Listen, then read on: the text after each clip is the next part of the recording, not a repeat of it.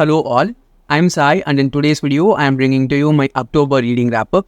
October was a really good reading month for me and I managed reading a total of 11 books, 7 physical books and 4 audiobooks, and almost each and every one of the books I read in October ended up being either 4 or 5 stars, which was super great after having a very average couple of reading months. And also I am filming this video exactly the day before Diwali, so if you hear some background noise, please bear with me because people are bursting crackers at the same time it is pouring down outside. I don't know how both of these things are happening simultaneously, but they are. So without any further ado, let's get into the books right away. As usual, we are starting with the physical books, and the first book which I finished reading in October is a literary fiction, and it is Maps of Our Spectacular Bodies by Maddie Mortimer, which was also longlisted for the Booker Prize in 2022. After reading this book, I was able to understand how deep a story this one is. I actually started reading this in September and it got carried into October because I was not able to finish it in that month. And I also finished reading it in the first 1 or 2 days of October itself, I think.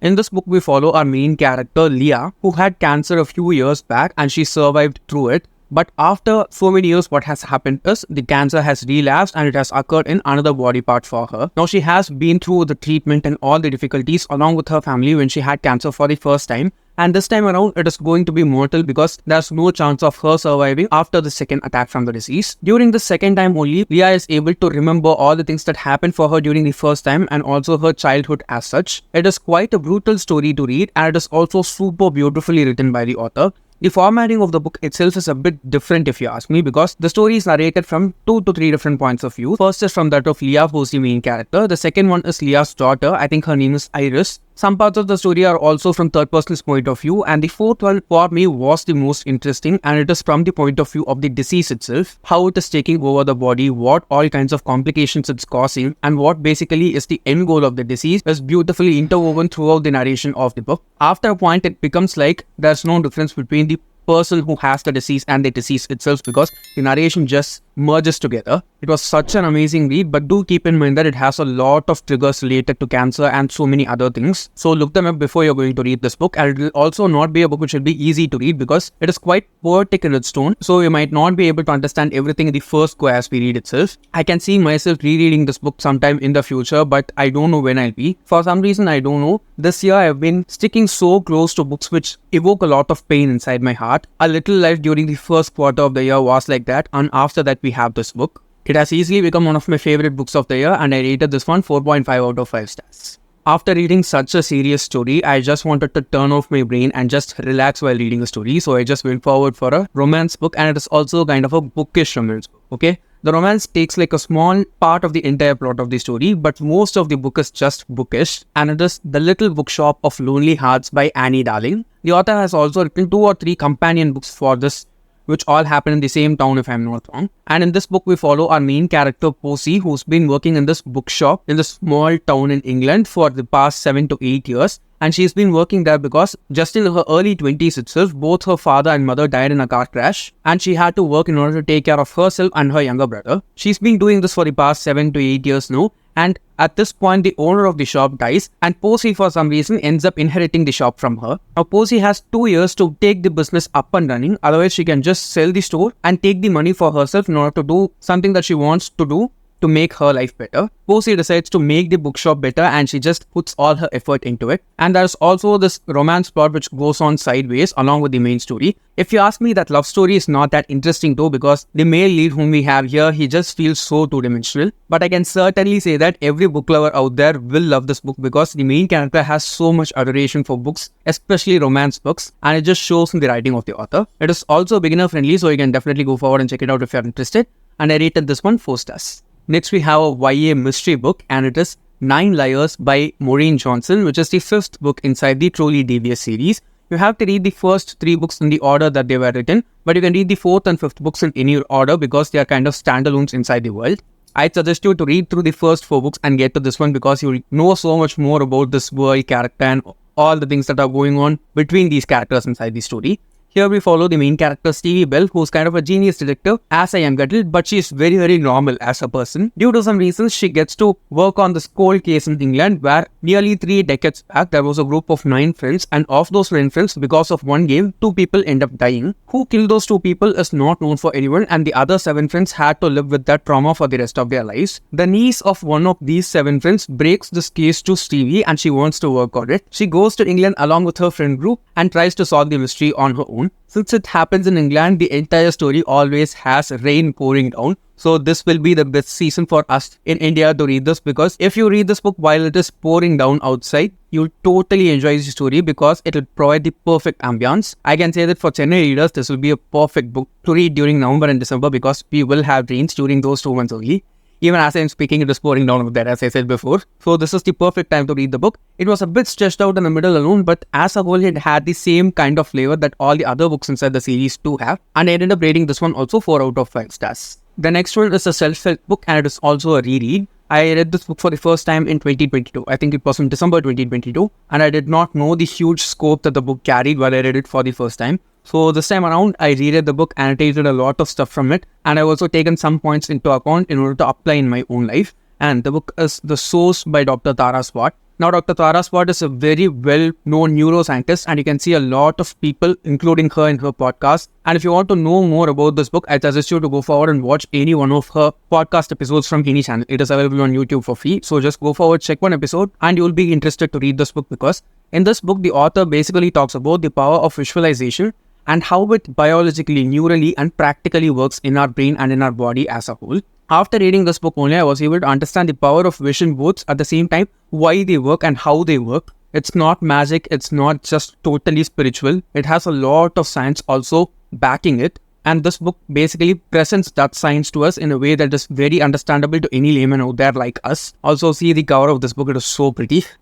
I think it is a bit expensive if you buy it as a hardcover like this one. I got this as a used copy, so it didn't cost me as much. And it is also a very short book, okay? You can just sit down and read it in a couple of days max, because it does not, overcomplicate stuff at all. I think this was better for me to read during this reread compared to the first time, and I ended up rating it 4.5 stars. The next one is an adult contemporary romance, and it also got published last year, I think. I wanted to read this last year itself, but for some reason I just kept on putting it off and bought the book this year only. And the book is Happy Place by Emil Henry. Emily Henry has easily become one of my go-to authors, especially when it comes to romance, because she knows how to write these stories. Now, in this book, we follow a couple, Harriet and Win, who were actually engaged, and for some reason, Win broke off the engagement and they are not going to get married anymore. And they are also a part of this friend group of 5 people, and all these 5 people go to a vacation each year together and spend their time together. Now, the other 3 friends don't know that Harriet and Win have broken off their engagement, and they don't want to break that bubble too. So they just go to the vacation with their friends and pretend to be a couple even there. And that brings up a lot of memories for both of them as a couple as well as individually. Now, one issue that I saw with this book is not its own issue, if you ask me, and it is something that the author does. It feels like it's the same recipe in all of her books, because she shows the couple or the 2 people separately, and she just brings up their childhood trauma and makes us see that they are making some sense of their lives and trying to make themselves better. It's the same recipe followed over and over, just with different plot elements. It was the same in this book too, and that was kind of a turn off for me. The romance elements of the book were just amazing, okay? I enjoyed each and every part of it. I don't have any complaints at all. But it seems like she's following the same format over and over again, which, if I think a little bit deeper, feels boring. But as a whole, it's a good summer read. So I suggest you to read this during the summertime, and it will also be so perfect for it because it's a holiday romance. I ended up rating this one 3.75 out of 5 stars. Next, we have an Indian adult contemporary book, and it is A Place Called Home by Preeti Shenoy. Yeah, I'm keeping my Preeti Shenoy train running because I am loving each and every one of her books. And this was also just as much lovely as any of her other stories. I think the story has not ended in this book, and I hope there's a sequel coming to this one, because there are some things that have happened towards the end of the book that are not totally acceptable for me. So, in this book, we follow our main character, Alka, who lived along with her mother as a housemaid in the house of one of these rich people called Mrs. Shetty. The only good thing that Alka had was that she got to go to the same school as Mrs. Shetty's daughter, but each and every part of the society kept on poking at her and showing her that she's just the daughter of a maid, and there's a clear class difference between her and the other parts of the society that she was a part of. So Alka's goal is just to study hard and get this wealthy lifestyle, which she ends up getting to. But she's also stuck in this convoluted romantic web between two brothers and her best friend. And after reading Alka's stories, it's not possible to judge whether she's a good person or not, or all the things that she has gotten right now and has in her life are the things that she deserves or not to. But as a whole, it just feels like a super realistic story. I'm sure that there's so much of the story yet to be told, so I'm definitely expecting a sequel very soon, and I rated this one 4.5 out of 5 stars. The last physical book that we have here is a new adult Indian romance, and it is also by Preeti Shenoy, which is When Love Came Calling. This was actually my book club read for the month of October, and I thoroughly enjoyed it. I remember I read the first half of the book in 2 days and the second half of the book in just one sitting because I was not able to put the book down. Here we follow our two main characters, Pooja and Arush. Pooja is basically from Kochi in Kerala and Arush is from Derby in the UK. Pooja is forcefully enrolled for this volunteer program to help underprivileged children in Wayanad. At the same time, Arush is also coming to Wayanad as part of his final year project for his fine arts course. Both of them meet there in that camp and fall slowly in love with each other. After that, what all is going to happen is the plot of this book. I should definitely say that this is purely an Indian romance which cannot be written better from my perspective. Okay, I'm not just saying this because I like the author's writing. The book is genuinely really good. Both the main characters are totally individual people, and we get to see their growth in the short time of period that they are together and also apart. The love that blooms between them is also very mature for the age that they are in, along with all the warm fuzzy feelings it gives you. The writing of the author is super easy to understand and it is very beginner friendly. So if you are anywhere over 15 years in age, you can definitely go forward and read this book because it is perfect for any audience from 15 years of age. And I ended up rating this one also 4.5 out of 5 stars, and please let there be a sequel. The first audiobook which I listened to in October is an Indian mythological book, and it is How to Become Rich by Devdutt Pattanaik. Now, in this book, the author uses his own individual, specific kind of approach towards wealth using mythology, especially Indian Hindu mythology. It was very fresh, okay? It tells us all the stories that we already know of and about all the gods whom we already worship and know of in our Indian culture, and all the layers of philosophy and science backing up those gods and what all they represent as figures. I have definitely not thought of worshipping and praying to specific gods for specific reasons with all these meanings behind. I was just taught to pray to certain gods for certain wishes, and most of the times has worked for me. That developed my faith too. And after reading this one, I was able to understand why different gods have different backstories and why they come from different backgrounds. Why do they appear in certain different ways? What does that symbolize? And so many other such things. It's a very short audiobook. I don't think it was even 4 or 5 hours long. I ended up finishing it in just one sitting, and I rated this one 4 out of 5 stars. The next one is a spiritual book, and it is Living Untethered by Michael A. Singer. Now, this is kind of a sequel or companion to the previous book by the author called The Untethered Soul. I think I read that in 2021 or 2022, again as an audiobook, and it was very serene and calm an experience for me listening to that audiobook. And the author emphasizes the same concept that he talks about in that book and this one too, but with a different approach. The basic concept behind these two books is we have to understand whom we are as a conscious being, okay? We are not this human body, and we are not the mind that helps us think through stuff, use our intelligence and analyze and criticize the things that are around us. Behind that, there's this consciousness which exists, and it doesn't see right or wrong, it just observes. It does not add meaning to stuff that is not necessary, as it is added by the intellect when we think from our mind or from, our human existence. The author tries to make us understand using different analogies and, trying to put us in different scenarios and making us imagine what we are rather than whom we are as a person. He keeps on emphasizing that each and every one of us has this consciousness within us, and that consciousness is the being which interacts with the world as a whole, because there's a huge link between each and everyone as a conscious person or just a consciousness. I know that it feels like all blabber when I'm saying it like this, but just go forward and try reading the book. It is definitely really good. I'm not able to articulate it properly, but it has a lot of depth to it, so I ended up rating this one 4.5 out of 5 stars. The next one is another self-help book, and it is Semen Retention Miracle by Joseph Peterson.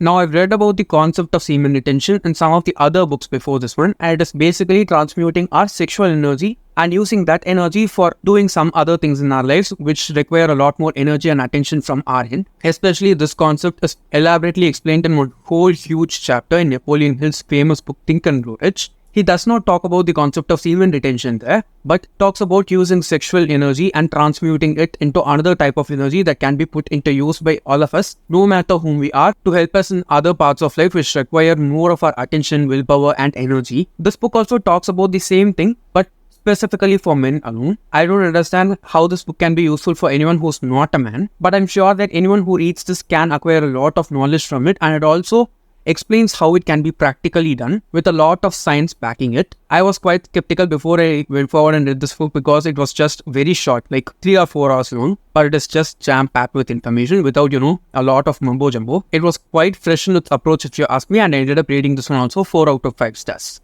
And finally, we have one fiction book alone in the audiobooks, and it is also kind of a sci-fi book, which is The Center by Ayesha Manazir Siddiqi. I picked up this book from one of the recommendation videos done by Ansel from her booktube channel, and trust me, this book was very, very different from anything that I've read before. It is also a very short book, okay? The audiobook was less than 8 hours long. I was able to finish it in like 2 days while I was walking and commuting. So the basic concept of this book is that anyone who wants to learn any language can go and enroll themselves in this place called the center, and they have to spend 10 days in that center doing everything that is required of them during this course. And in those 10 days itself, they'll be completely fluent and, have a really good command over any language that they want to learn. Our main character here wants to learn German, and she goes and enrolls in the center, and in 10 days, she learns German very easily. She doesn't understand how she understood the language and learned it so soon. So she goes forward and starts investigating, and a lot of things get revealed. The cover design of this book, especially this cover and not the other cover, tells so much about the story. After you finish reading the book, just see the cover. Your mind will be blown away because they have put in a lot of thought within this very simple cover. It does not have a concrete ending though. It's kind of an open ending if you ask me. And I can see the potential for a sequel after the end of the story because it has a lot more that can be explored. I'm pretty sure that some people might be creeped out when they get to the end of the book. Some people might be so much intrigued like I am, even though we don't accept with everything that is happening inside the story because the author does not address certain stuff inside the book as wrong, even though it is completely wrong. I'm sorry for being so vague, okay? Only after you read this book, you'll be able to see the twist and everything that it explores. If you want a very different read, which will just creep the hell out of you, once you reach the ending, go forward, try this book. It's also an adult book, so keep that in mind. Definitely such a different story, unlike anything that I've read before. Except for that ending alone, I found the rest of the story super interesting and intriguing. So I ended up rating this one 4 out of 5 stars again. So yes guys, those are all the 11 books which I finished reading in October, and I hope November will be much better reading month for me because it's also my birthday month. Usually I tend to get a lot of my favorite reads of the year from November only because for some reason I just get to be a lot more lucky during November. That's also non-fiction November, so I might read a lot more non-fiction in November. Let's just wait and see if it happens. And if you have read any of the books that I have talked about in this video, please let me know your opinions of them in the comments below and we can discuss. And if you have any other books that you want me to read, please tell me that also down in the comments. I'll try to pick them up soon if I'm interested. And if you did find today's video useful and enjoyable, don't forget to give it a thumbs up and share it with your friends. If you want to get more content from me, do subscribe to the channel. Thanks for watching and have a great rest of your day.